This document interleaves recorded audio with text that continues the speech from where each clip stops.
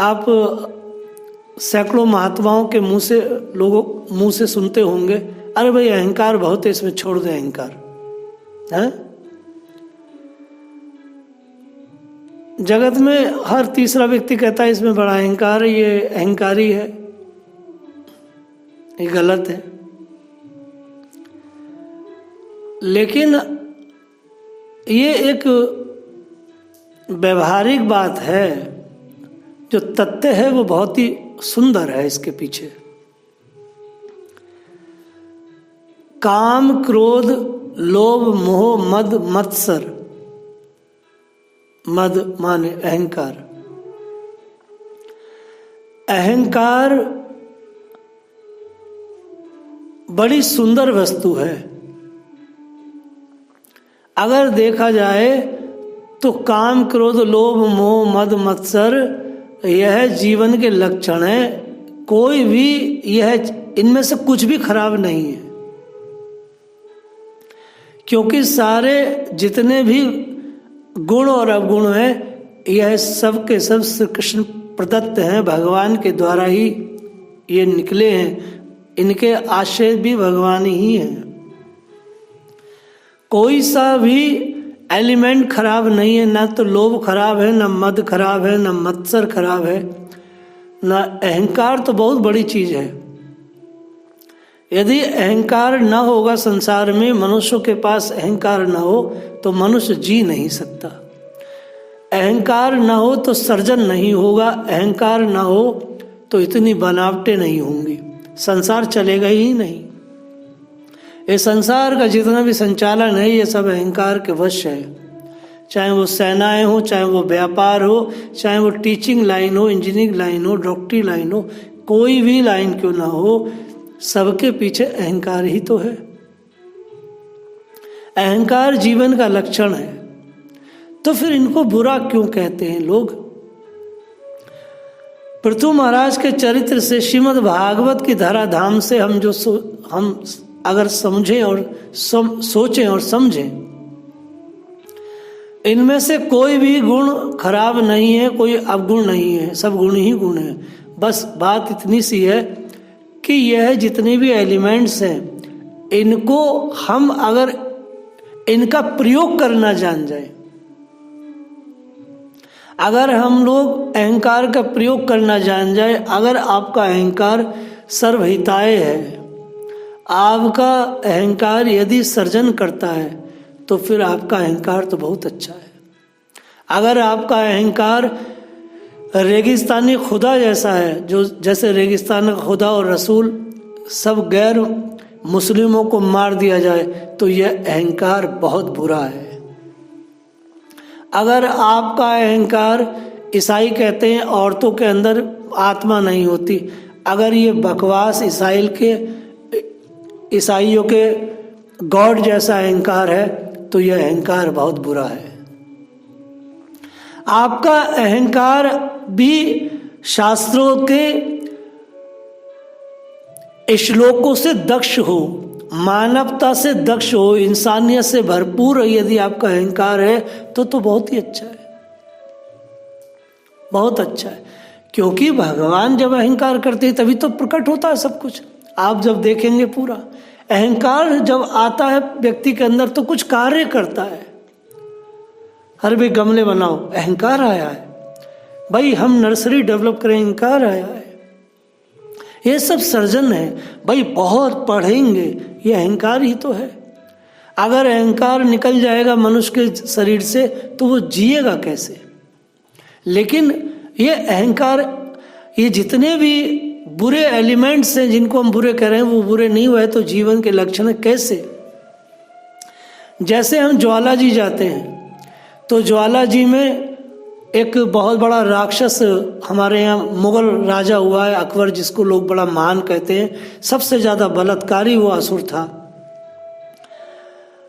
हम ज्वाला जी जाते हैं तो ज्वाला जी में भिन्न अलग अलग धरती से गैसेस निकलती हैं, जोत जल रही है, माँ की जोत जल रही है। लेकिन वो अलग अलग गैसेस जो निकल रही हैं, चूल्हा जल रहे हैं, जोतें निकल रही हैं, उनमें हम भोजन नहीं पका सकते। उसमें हम कोई प्रकाश नहीं कर सकते, बस वो अग्नियां जल रही हैं। वह सारी अग्नियां अगर हम किसी विशेष यंत्र में ले लें तो चूल्हा जल जाता है, अपितु हमारे यहाँ हंडा जल सकता है, कोई बल्ब भी जल सकता है।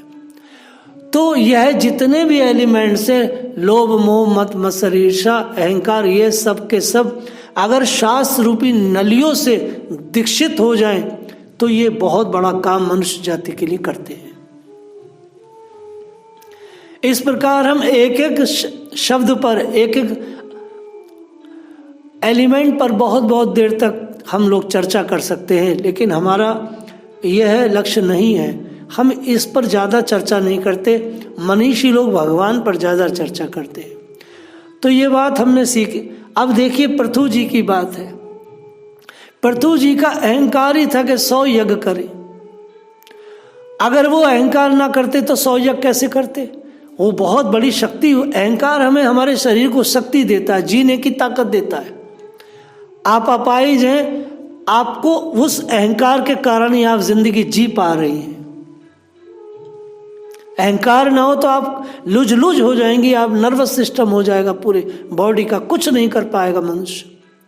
बहुत खास है वो एक अग्नि की तरह काम करता है। लेकिन शर्त बस इतना है, आपका अहंकार सृजनात्मक हो, आपका अहंकार विध्वंस ना करे, आपका अहंकार मनुष्य का की हानि ना करे, आपका अहंकार आपकी भी हानि ना करे। इस बात का तो ख्याल रखना पड़ेगा। ये ख्याल तो हमको श्रीमद् भागवत देती है। अच्छा, एक चीज और है, शास्त्रों में कहा गया है कि 3 प्रकार के देवता और देवियां होती है, सतोगुणी, तमोगुणी और रजोगुणी। भारत का जो ईश्वर है वह तो सतोगुणी है। ऐसा नहीं कि भारत में तमोगुणी देवता नहीं है, वह भी है। तमोगुण की प्रधानता लिए हुए भी देव हैं, रजोगुण की प्रधानता लिए हुए भी देव हैं, लेकिन भगवान तो सतोगुण है। अगर मैं देखता हूं इस भागवत के इस श्लोक से, तो रेगिस्तानी अल्लाह और उसका रसूल और यूरोप का जो गॉड है ईसा मसीह, यह तमोगुण की प्रधानता लिए हुए देव हैं। और सारी दुनिया का जितना भी तमोगुणी एलिमेंट्स है वो सब इन्हीं का फॉलोअर है। क्योंकि हमारा दर्शन कहता है जिस प्रकार का मनुष्य होता है, जिस प्रकार का उसका स्वभाव होता है, उसी प्रकार की उसकी पूजा पद्धति, वह उसका देवता का चुनाव होता है। उनको मानने वाले और उनके जो उनका अल्लाह है, जो उन्होंने खुद बनाया है। अच्छा, एक बात और है, ये इतनी कल्पनाशील बात है, जैसा मनुष्य होता है उसके हिसाब से उसका अल्लाह और गॉड भी होता है, वैसे उसका ज्ञान भी होता है। तमोगुण की अधिकता लिए हुए मनुष्यों ने संसार में, उनके अहंकार ने बड़े बड़े भयानक विध्वंस किए हैं। सत्य गुण को आश्रय लेकर के जब मनुष्य जीता है तो संसार में बड़ी शांति देता है, आनंद देता है। हमारा खान पान, हमारा रहन सहन सब इतना उच्च कोटि का है कि सारा जगत हमारी तरफ आकृष्ट रहता है आज भी। तो पृथु जी का जब रजोगुण का विस्तार हुआ तो उन्होंने यज्ञ इत्यादि किए, और जब पृथु जी के शरीर में सतोगुण का प्रादुर्भाव हुआ, तेजी आई, तो वो भगवान की भक्ति की ओर लौट गए। जब अहंकार जब तमोगुण की अधिकता आई तो वो इंद्र को मारने लगे कि इसने मेरे यज्ञ में क्यों इतना विध्वंस किया। तो कोई गुण न बुरा है न अच्छा है, बस हम इन गुणों को अच्छे से योजनाबद्ध तरीके से अपने जीवन में धारण करके इनके साथ जीना सीख ले, तब बात बनती है। क्योंकि कोई भी चीज नष्ट नहीं होती, वह तो सब देवीय है और शरीर में पड़ी रहती है, और पड़ी रहती है। इसलिए वह लोग, उन्होंने ईसाइयों ने, यहूदी 50 लाख करोड़ों यहूदियों को काट दिया, और उसके बाद ईसाइयों ने, मुसलमानों ने ईसाइयों को काटा। इस तरह से आपस में वो तमोगुणी राक्षस एक दूसरे को मारते रहते हैं, और उसी द्वेष में वो हमें भी मारते हैं। लेकिन इतनी सी बात है कि सत्यम परम धीमहि, सत्य अधिक दिन तक पराजित नहीं रहता, वो जीत ही जाता है। येन कैन प्रकीर्ण। तो कोई चीज खराब नहीं है।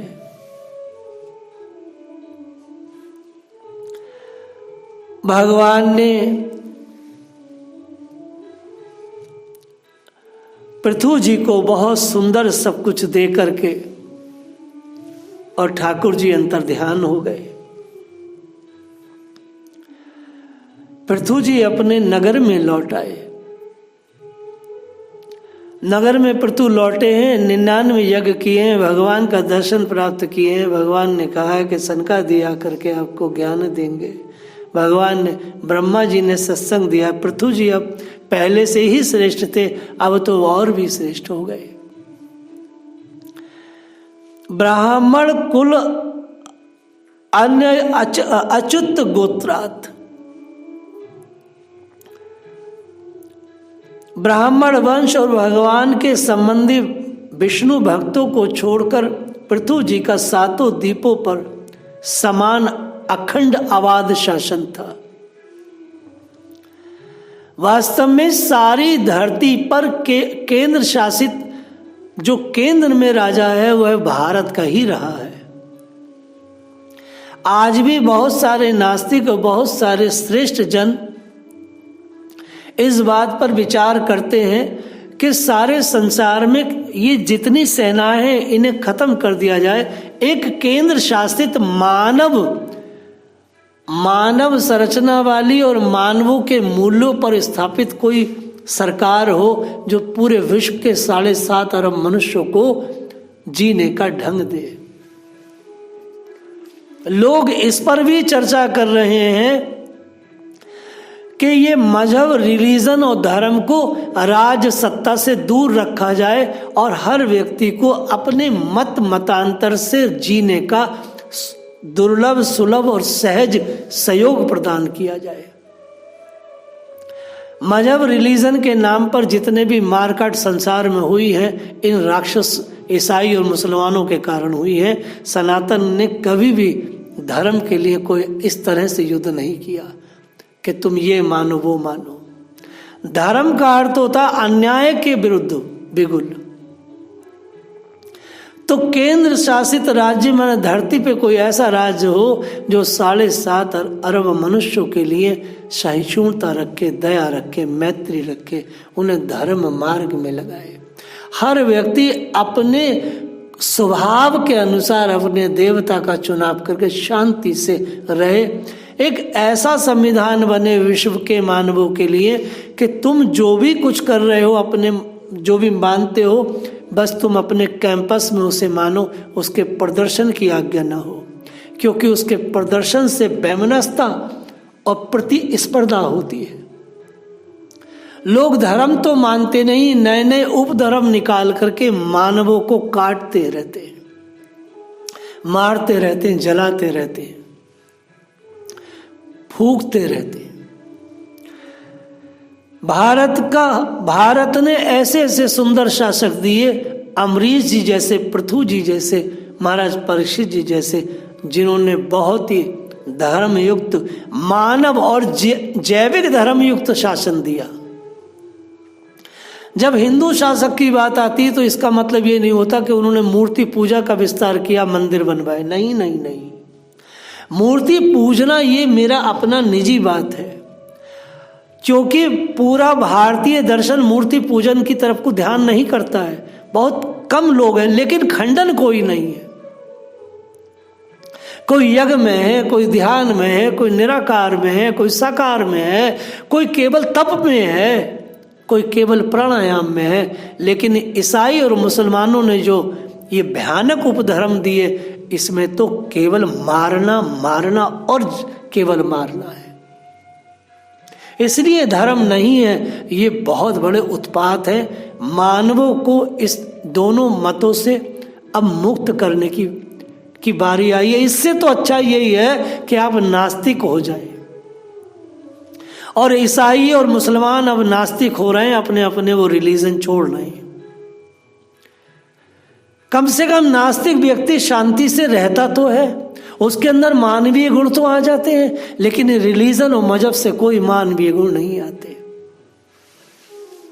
मैं समझता हूं धर्मनिरपेक्षता जो है वो इन ईसाइयों और मुसलमानों के लिए बिल्कुल ठीक ठाक बैठती है।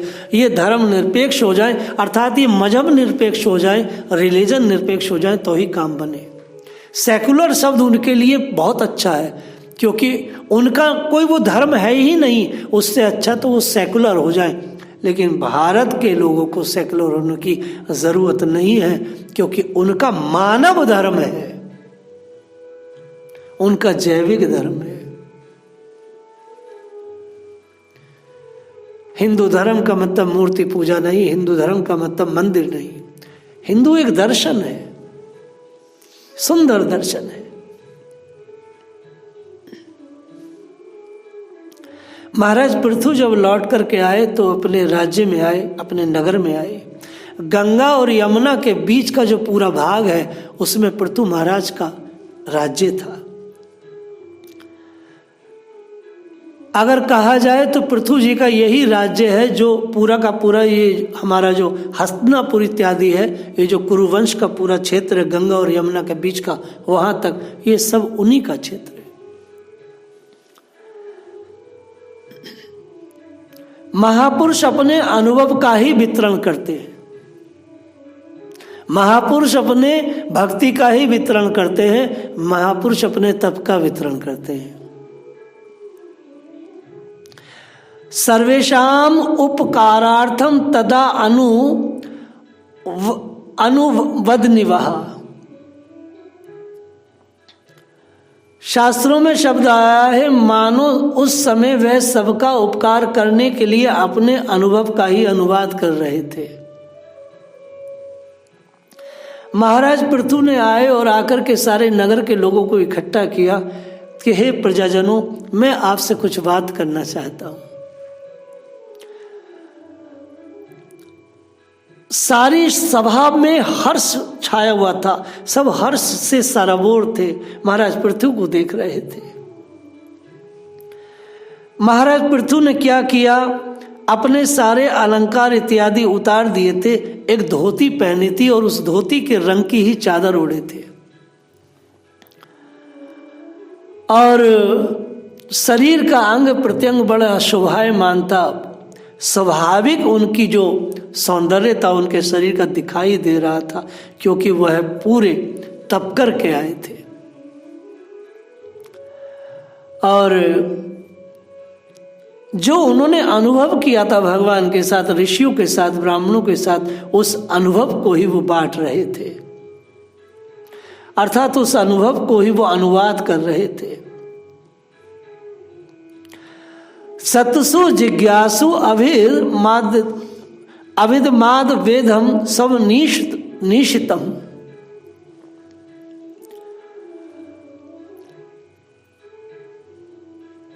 यदि मनुष्य अपना कल्याण चाहता है, जिज्ञासु पुरुषों को चाहिए कि संत समाज में अपने निश्चय का निवेदन करे। अगर मनुष्य अपना कल्याण चाहता है तो उसका जो निश्चय है वह महात्माओं को बताना चाहिए, महापुरुषों को बताना चाहिए। महाराज पृथु ने कहा, मैं पूरी धरती का शासक हूं, अगर आप लोग भजन नहीं करेंगे, आप लोग सत्कर्म नहीं करेंगे तो आपका पाप मुझे लगेगा। तो हे प्रजाजनों, क्या आप ये चाहेंगे कि मैंने इतनी सुविधा आपको पूरी धरती पर दी है और इतना मैंने वर्क किया अपने जीवन में आप सबके लिए, तो क्या आप चाहेंगे कि मैं नरक में जाऊं? तो सबने कहा नहीं नहीं महाराज, आपने बड़े परोपकार किए हैं, तो यदि मैंने परोपकार किए हैं तो आपका भी मेरे ऊपर दायित्व बनता है कि आप भजन करें। आप यदि सत्कर्म करेंगे, धर्म करेंगे तो उसका छठा भाग मुझे मिलेगा, मेरा भी परमार्थ सिद्ध होगा। अगर मैं आपसे केवल दान ही लूं, आपसे कर टैक्स लगाऊं और खुद भी भजन ना करूं, धर्मयुक्त जीवन ना दूं जीऊं, तो मेरे पाप के भागी आप सब बनेंगे। आप तो सब जानते हैं कि मैं धर्मयुक्त जीवन जीता हूं, तो मेरा धर्म का भाग आपको मिलता है, तो आपको भी प्रेम परस्पर अलंबी है, आपको भी धर्मयुक्त जीवन जीना चाहिए।